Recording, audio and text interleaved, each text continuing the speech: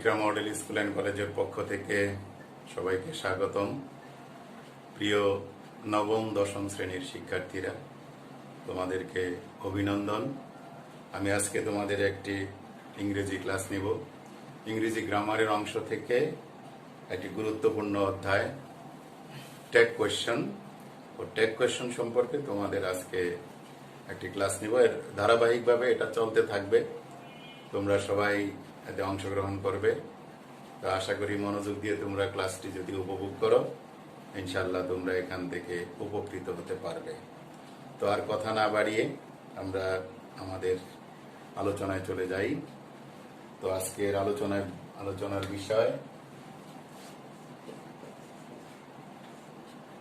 Tag question. প্রথমে আমাদেরকে জানতে হবে যে ট্যাগ কোয়েশ্চনটার অর্থ কি, মানে কি। ট্যাগ কোয়েশ্চন হলো এটা একটা কন্ট্রাকশন, এটা একটা সংক্ষিপ্ত রূপের প্রশ্ন। ব্রিটিশরা, আমেরিকানরা তাদের কথার যে একটা স্টাইল সেন্টেন্সের শেষে ব্যবহার করে ছোট্ট করে, ওইটাই মূলত ট্যাগ কোয়েশ্চন। ট্যাগ কোয়েশ্চন হলো, আমরা আগে একটি বাংলায় বুঝে নেই। যেমন আমি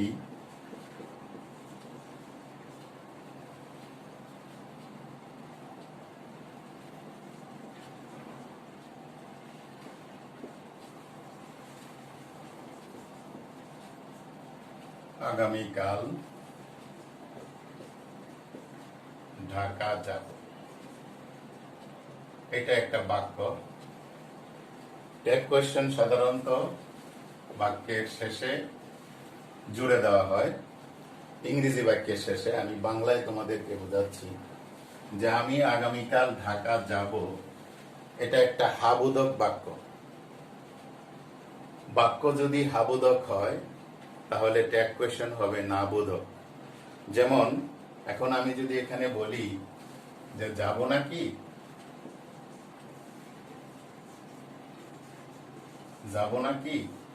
এই যে যাব না কি, এটাই হলো একটা লেজ জুড়ে দেওয়া প্রশ্ন।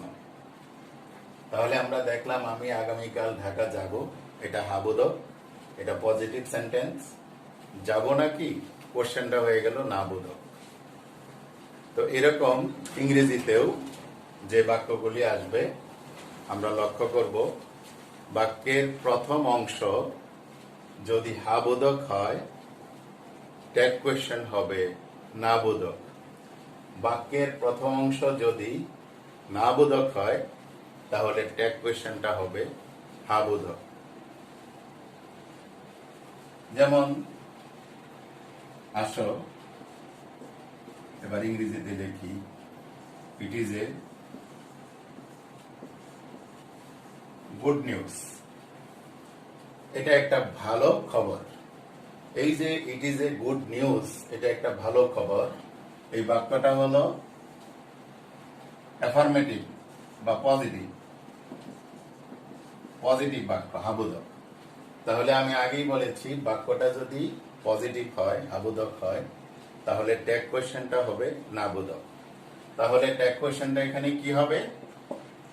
এখানে ভার্ব আছে ইজ এর সংক্ষিপ্ত রূপ হলো ইজন্ট, তারপরে হলো ইট, ইজন্ট ইট।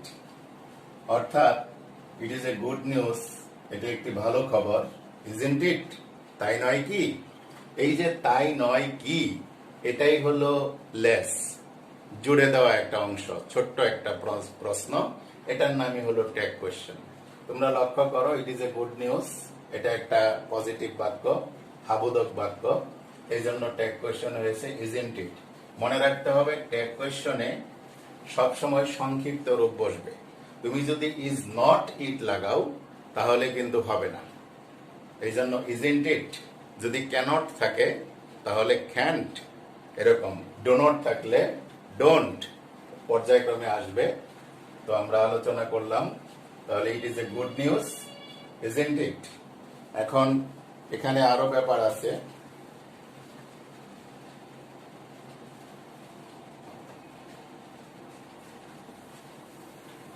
আরো দুই একটা উদাহরণ লক্ষ্য করো।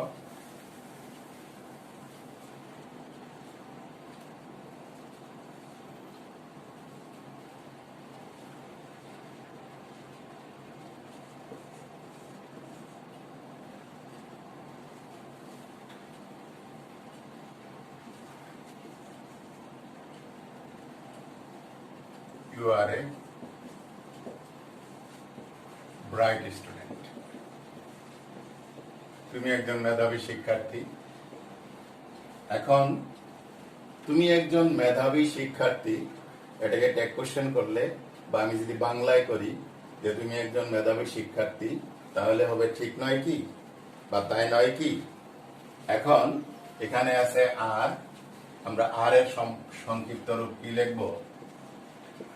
আরেন্ট, সাবজেক্ট হলো ইউ, এই আরেন্ট ইউ হয়ে গেল টেক কোশ্চেন।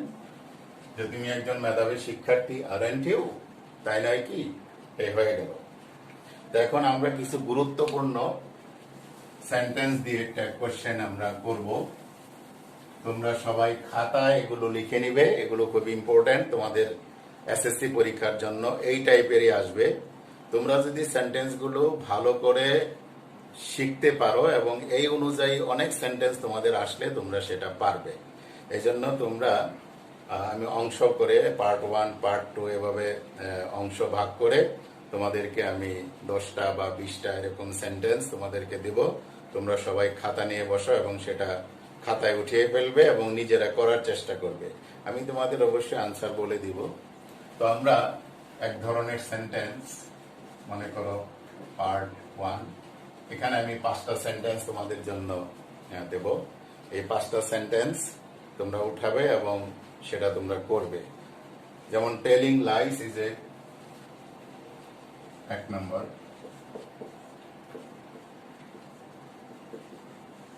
টেলিং লাইস অর্থ কি? মিথ্যা বলা। Is a great sin. Telling lines is a great sin, মিথ্যা বলা মহাপাপ। এখন এই বাক্যটার দিকে লক্ষ্য করো, এটা একটা পজিটিভ বাক্য। টেলিং লাইস, এটা হলো সাবজেক্ট, মিথ্যা বলা, একটা ফ্রেজ, একটা সাবজেক্ট। এখন এখানে ভার্ব হলো ইজ। এখন এটাকে ট্যাগ করলে, ট্যাগ কোয়েশ্চেন বানালে কি হবে? ইজন্ট।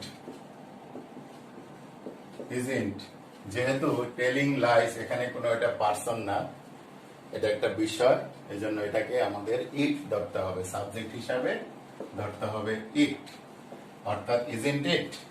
তোমরা বাক্যটি লিখে ফেলো।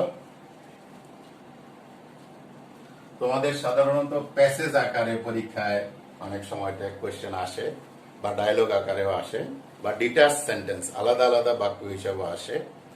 যেমন এর পরের বাক্যটা হলো 1 lie begets 100 lies। 1 lie begets 100 lies। এটার অর্থ কি বাক্যটা? 1 lie begets 100 lies, অর্থাৎ একটা মিথ্যা শত মিথ্যার জন্ম দেয়। একটা মিথ্যা কথাকে ডাকতে গেলে আরো অনেকগুলো মিথ্যা বলতে হয়, এটা দ্বারা এটা বোঝানো হয়েছে। এখন এখানে ভার্ব হলো, সাবজেক্ট হলো 1 lie, এটা একটা বিষয়, এখানে কোনো ব্যক্তি নেই, এজন্য এটার প্রনাউন হিসাবে বসবে ইট। মনে রাখবে, কোনো ব্যক্তি হলে, কোনো পার্সন হলে সেটার প্রনাউন হি, সি, দে ইত্যাদি হতে পারে। আর কোনো বিষয় যদি হয় তাহলে সেই বিষয়টা সিঙ্গুলার হলে ইট, আবার বিষয়বস্তুটা যদি প্লোরাল হয় তাহলে সেই প্লোরালের জায়গায় সাবজেক্ট দে নিতে হবে। এখন 1 lie begets 1 lie, একটা মিথ্যা, এখানে একটা সিঙ্গুলার সাবজেক্ট এবং এটা কোনো পার্সন নয়, অতএব এটার জন্য ট্যাগ কোয়েশ্চেনে সাবজেক্ট নিতে হবে ইট। আর begets, এটা কোন টেন্স? begets হলো প্রেজেন্ট ইনডেফিনিট টেন্সের একটা ভার্ব। যেহেতু 1 lie begets, যারা টেন্স একটু ভালো বুঝো তারা অবশ্যই বুঝবে যে প্রেজেন্ট ইনডেফিনিট টেন্সকে আমরা যখন এটার অক্সিলিয়ারি ভার্ব যখন আমরা ব্যবহার করি প্রেজেন্ট ইনডেফিনিট টেন্সের জন্য, তখন ডু বা ডাজ ব্যবহার করতে হয়, ডু বা ডাজ। এবং নেগেটিভ করার সময় ডু নট অথবা ডাজ নট ব্যবহার করতে হয়। তো যেহেতু 1 লাই বিগেটস 100 লাইস, এই বাক্যটার এই বিগেটস এই শব্দটাকে আমরা যদি এখন না বোধক করি, তাহলে অবশ্যই ডাজ নট বসবে। যেহেতু আমাদের ট্যাগ কোশ্চেন এর প্রথম বাক্যটা হলো পজিটিভ, আর ট্যাগ হবে এখন নেগেটিভ, তাহলে কি হবে? ডাজন্ট, ডাজন্ট ইট। কেন ডাজন্ট? এখানে বিগেটস আছে, থার্ড পারসন সিঙ্গুলার নাম্বারের ভার্ব, এই জন্য এখানে ডাজন্ট হয়েছে। Man hardly believes a liar. 3 নম্বর বাক্য লেখো। ম্যান হার্ডলি বিলিভস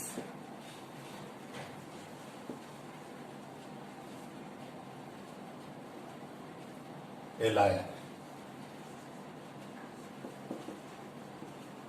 এখন দেখো, ইংরেজিতে কিছু শব্দ আছে যেই শব্দগুলো এর সামনে বা পিছনে কোনো নাবোধক কোনো শব্দ নাই, তারপরেও ওই শব্দগুলো নাবোধকের অর্থ দিয়ে থাকে।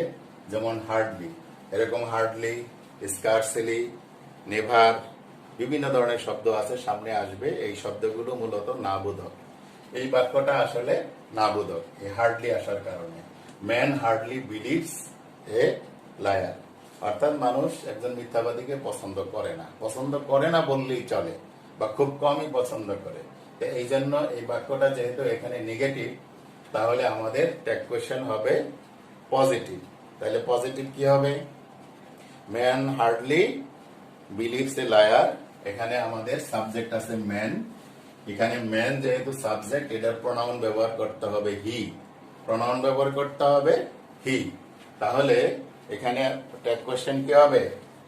যেহেতু এটা নাবোধক, এখানে হবে does, does he, does he. এখানে হাবোধক থাকলে ওই উপরেরটার মতো ডাজন্ট হি ব্যবহার হতো। A liar has to lead a miserable life.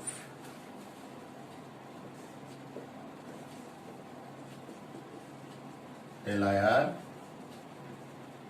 has to lead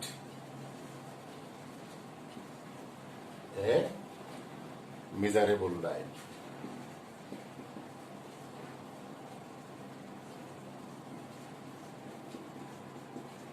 ওটারই অংশ। একজন মিথ্যাবাদীর জীবন খুব যন্ত্রণাদায়ক, সে খুব যন্ত্রণাদায়ক, কষ্টদায়ক জীবন উপভোগ করে, তার জীবনটা আসলে ভালো যায় না। তাহলে দেখো, a liar has to lead a miserable life, এটা তোমরা অবশ্যই বুঝতে পারছো যে এই বাক্যটা অবশ্যই positive. A liar has to lead a miserable life. এখন তোমাকে কি করতে হবে? এখানে আমরা একটা হ্যাজ, একটা ভার্ব দেখতে পাচ্ছি, অক্সিলিয়ারি ভার্ব। এখন তোমরা কি করতে পারো দেখো, যদি এখানে হ্যাজ হ্যাভ থাকে অক্সিলিয়ারি ভার্ব হিসাবে, বাক্যটা যদি পজিটিভ হয়, তাহলে এটার সাথে একটা নট বসাই দিলেই হবে। নটের কন্ট্রাকশন হবে, সংক্ষিপ্ত রূপ হবে, কি হবে? Hasn't, hasn't, hasn't a liar. এখন একজন মিথ্যাবাদী, একটা পার্সন, তাহলে কি হবে? হ্যাজেন্ট হি, হ্যাজেন্ট হি অবশ্যই প্রনাউন। আর ট্যাগ কোয়েশ্চেনে কখনো ক্যাপিটাল লেটার ব্যবহার করা যাবে না, তাহলে hasn't he. So all of us ought to refrain from telling lies. আমরা 5 নম্বর বাক্যে চলে যাই। যেহেতু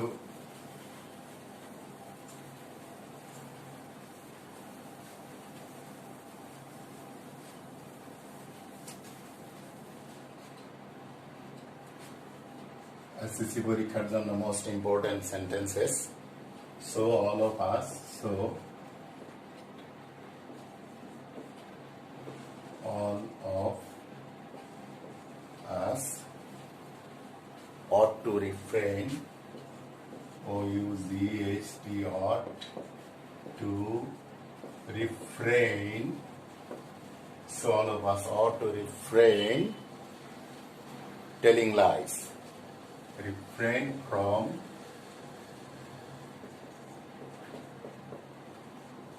telling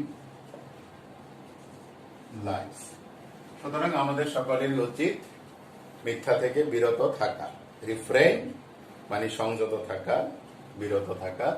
আমাদের সকলেরই উচিত মিথ্যা থেকে বিরত থাকা। সো অল অফ আস, এখানে subject all of us ought to refrain. Ought, এই অটের সাথে সবসময় টু আসবে। অট টু, এই অট একটা modal verb. Can, could, shall, should, will, would, must, ought to, এগুলো মডেল ভার্ব। তো এই অটের সাথে এন দিয়ে কমা দিয়ে টি দিলেই অট নট হয়ে যাবে। অনেকে আবার এটার এই ব্যাপারে অনেকে মতানৈক্য করেন, তবে বেশিরভাগ গ্রামার বইতে এবং যারা ব্যাকরণবিদ, ইংলিশ গ্রামারিয়ান যারা, তারা অট নট ব্যবহার করে। তাহলে এখানে অল অফ আস মানে অল অফ আস আমাদের সবাই, তাহলে এখানে সাবজেক্টটা ব্যবহার হবে উই। তাহলে এখন তোমাদের ট্যাগ কোয়েশ্চেনটা কি হচ্ছে? অট, ও ইউ জি এস টি, কমা দেয়া এনটি, অটন্ট, সাবজেক্ট হলো উই, অটন্ট উই। এখন এই ধরনের যত সাবজেক্ট, যত সেন্টেন্স আসবে তখন তোমরা এই নিয়মে করে নিবে। So all of us ought to refrain from telling lies. এটা এই ট্যাগ কোয়েশ্চেন গুলো মূলত একটা বিষয়ের উপরে আসছে, বিষয় কেন্দ্রিক। আবার কতগুলো আসবে শুধু ডিটাচ সেন্টেন্স। তো আশা করি তোমরা এই 5টি বাক্য তুলে নিয়েছ এবং অনেকেই বুঝতে পেরেছ। না বুঝলে পরবর্তীতে আমাকে প্রশ্ন করে বুঝে নিতে পারবে যে কোনো সময়। তোমরা আপাতত তোমাদের প্রস্তুতি নিতে থাকো। তো শিক্ষার্থী বন্ধুরা, আমরা এবার পার্ট 2-তে যাচ্ছি। এখানে আমি কতিপয় সেন্টেন্স তোমাদের লিখে দিব। 5টি সেন্টেন্স তোমাদের জন্য এখানে থাকবে। তোমরা অবশ্যই মনোযোগ দিয়ে শুনবে, বুঝবে এবং খাতায় তুলে নিবে।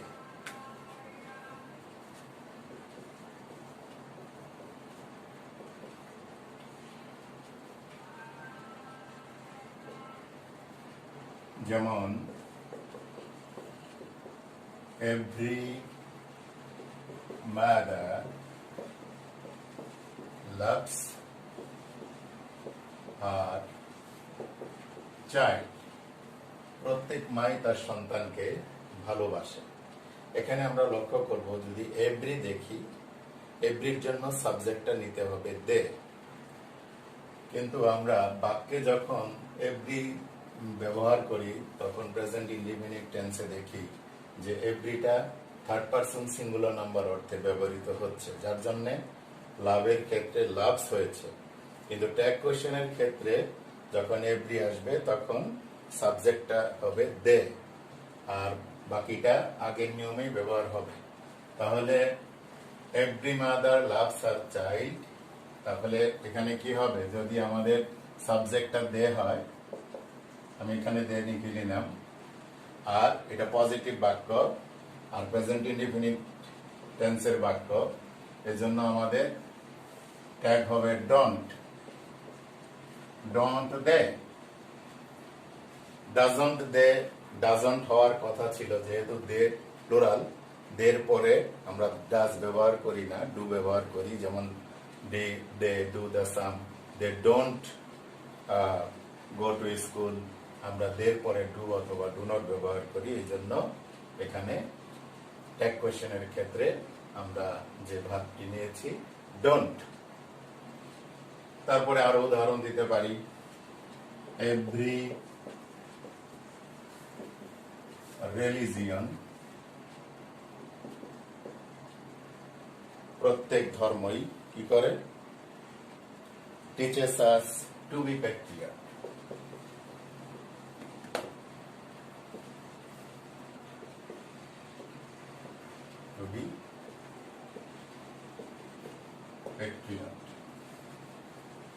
প্রত্যেক ধর্মই আমাদেরকে দেশপ্রেম শিখায়। তাহলে এখানে এভরি আছে, ঠিক ওরকম হবে ডোন্ট দে, ট্যাগ হবে ডোন্ট দে। তাহলে আমরা বুঝতে পারলাম যে এভরি দিয়ে যে বাক্যটি শুরু হবে, এভরির ক্ষেত্রে আমরা সাবজেক্টটা প্লুরাল ব্যবহার করব দে, এখানে ইট ব্যবহার করা যাবে না। তাহলে নিশ্চয়ই তোমরা বুঝতে পেরেছ। এবার পরবর্তী বাক্যে যাচ্ছি। 8 নম্বর সেন্টেন্স। এখানে শুরুতে আছে no, comma, they read only to pass the examination. They read only to pass the examination.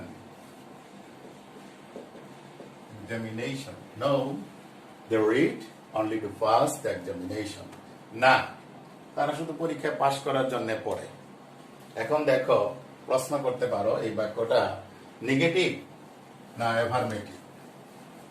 প্রথম কথা হলো, অনেকেই এই নো দেখে ভাববে যে পুরো বাক্যটা হলো নেগেটিভ।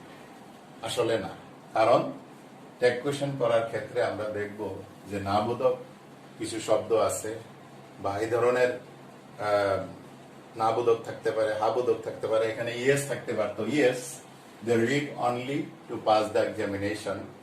এই বাক্যটার দিকে আমরা যদি লক্ষ্য করলে দেখব কেউ না কেউ আমাকে প্রশ্ন করেছে, বা এর আগে কেউ কথা বলেছে। কথার উত্তরে আমরা বলেছি, বা আমি বলেছি, বা যে কেউ বলেছে no, they read only to pass the examination। না, তারা শুধু পরীক্ষায় পাশ করার জন্য পড়ে। তাহলে এই নো শব্দ বা ইয়েস শব্দ, এই ধরনের কোন শব্দ, নেভার, এখানে নেভারও থাকতে পারতো, নেভার দিয়ে কমা থাকতে পারতো, never they read only to pass the examination. তো কমা দিয়ে যদি কোনো শব্দ থাকে ওটা আলাদা, ওটা বাদ, তাহলে এ নিয়ে আর চিন্তা করতে হবে না। এখন পরের অংশ দেখো, they read only to pass the examination. এটা হলো আমাদের এই বাক্যটাই আমাদেরকে এখন ট্যাগ কোয়েশ্চেন করতে হবে। তাহলে they read only to pass the examination, এটা তো দেখাই যাচ্ছে, বুঝাই যাচ্ছে বাক্যটা এটা একটা পজিটিভ সেন্টেন্স। তাহলে ট্যাগ কোয়েশ্চেন হবে নেগেটিভ। এবং এই বাক্যটা দে রিড কোন টেন্সের আমরা বুঝতেই পারছি, এটা present indefinite tense, they read. হ্যাঁ, কেউ কেউ বলতে পারো যেহেতু রিড, রেড, এটা পাস্ট টেন্সেরও হতে পারে। যদি কেউ পাস্ট টেন্স দিয়েও করে তাহলে তার হয়ে যাবে সেটা। তো আমরা প্রেজেন্ট ইনডিফিনিট দিয়ে করি, দে রিড, এটা সাবজেক্ট, এটা প্রেজেন্ট ইনডিফিনিট টেন্সের ভার্ব। তাহলে আমাদের এখন কি করতে হবে? প্রেজেন্ট ইনডিফিনিটির জন্য ডু অথবা ডাস অক্সিলারি ভার্ব নিতে হয়। যেহেতু ভার্বের শেষে এখানে এস নাই, আমরা ডাস নিব না, নেব কি ডু। তাহলে ডু নেওয়ার পরে এখন এই বাক্যটা যেহেতু হাবোধক, ট্যাগ হবে না বোধক, তাহলে কি হবে? ডোন্ট। সাবজেক্ট হলো দে, দেই থাকবে, ডোন্ট দে। এই হয়ে গেল প্রশ্নবোধক। তাহলে তোমরা মনে রাখবে, এখানে নো, নেভার, ইয়েস এগুলো দেখলেই ভেবো না যে বাক্যটা অন্যরকম। নো বা নেভার থাকলে বাক্যটা নেগেটিভ, ইয়েস থাকলে বাক্যটা পজিটিভ, এরকম ভাবার কোনো কারণ নেই। নো, নেভার, ইয়েস এই ধরনের শব্দের পরে যদি কমা থাকে, ওই শব্দটা অবশ্যই বাদ দিয়ে বাকি অংশটুকুকে তোমাদের ট্যাগ কোয়েশ্চেন বানাতে হবে, ওটাকে ধরে নিয়ে ট্যাগ কোয়েশ্চেন বানাতে হবে। তো আমরা এরপরে আসি আরেকটা 9 নম্বর বাক্যে আসি। Let's buy a nice car for you, অথবা আমরা অন্যভাবে লিখতে পারি let's buy a nice gift for you. দেখো, লেটস, এই লেট দিয়ে যদি শুরু হয় এটা ইম্পেরেটিভ সেন্টেন্সের বাক্য। আর খুব সহজ একটা কথা হলো, আমরা যখন দেখব লেট শব্দটি আছে, লেটের পরে যদি কমা দিয়ে এস থাকে, তাহলে আমরা বিনা চিন্তায় বাক্যের শেষে ট্যাগ কোয়েশ্চেন করার ক্ষেত্রে আমরা শুধু লিখে দিতে পারবো shall we, shall we, S ছোট হাতের হবে শ্যাল উই, অর্থাৎ লেটস, লেট দিয়ে কমা দিয়ে যদি এস থাকে, অ্যাপোস্ট্রফি কমা দিয়ে যদি এস থাকে, তাহলে আমাদের ট্যাগ কোশ্চেন করতে হবে শ্যাল উই। কারণ এই লেটের পরে এস মানেই হলো লেট আস, প্রপোজাল, প্রস্তাব। এই প্রপোজাল, প্রস্তাব, সাজেশন এগুলো বোঝায় লেটের পরে যদি এস থাকে। আবার এই লেট দিয়েই আবার ভিন্ন রকম আছে, আমি সেটাও দেখাচ্ছি। তাহলে তোমরা এটাই মনে রাখবা যে লেটের পরে যদি কমা থাকে তাহলে লেটস, লেটস দিয়ে যখন কোনো বাক্য শুরু হবে সেটাকে যদি ট্যাগ কোয়েশ্চেন করতে বলা হয় তাহলে বাক্যের শেষে শ্যাল উই বসিয়ে দিলেই তোমার হয়ে যাবে। এবার আমরা আরেকটা বাক্যে চলে যাব, লেট দিয়েই, লেট দেম। দেখো এই লেটের পরে কিন্তু কমা নেই, এরপরে আছে let them, let them, let him, let her, এই ধরনের শব্দ হতে পারে, কিন্তু অ্যাপোস্ট্রফি কমা দিয়ে এস সেটা ভিন্ন। তাহলে let them do the work, do the work, তাদেরকে কাজটি করতে দিন। এই যে let them do the work, তাদেরকে কাজটি করতে দাও, তাদেরকে কাজটি করতে দিন। লেট হিম গো, তাকে যেতে দিন, এটা হলো অনুমতি, এটা প্রস্তাব না, প্রপোজাল না। অতএব এটা ভিন্ন নিয়মে করতে হবে। যদি লেটের পরে অন্য কোনো প্রনাউন থাকে, এস না থাকে কমা দিয়ে, তাহলে এটা ডাইরেক্ট হয়ে যাবে উইল ইউ। এখানে শুধু উইল ইউ লিখে দিবে। যদি লেটের পরে কমা দিয়ে এস না থেকে অন্য কিছু থাকে, লেট হিম, হ্যাঁ, তারপরে লেট দেম, এগুলো যদি থাকে তাহলে ওভাবে উইল ইউ দিলেই তোমার হয়ে যাবে। তো সুপ্রিয় শিক্ষার্থীরা, আজকে আমরা এই পর্যন্তই ক্লাস নিচ্ছি। তো ইনশাল্লাহ আমাদের পরবর্তী ক্লাস হবে তোমাদের বাংলা দ্বিতীয় পত্র নিয়ে, নবম দশম শ্রেণীর বাংলা দ্বিতীয় পত্র।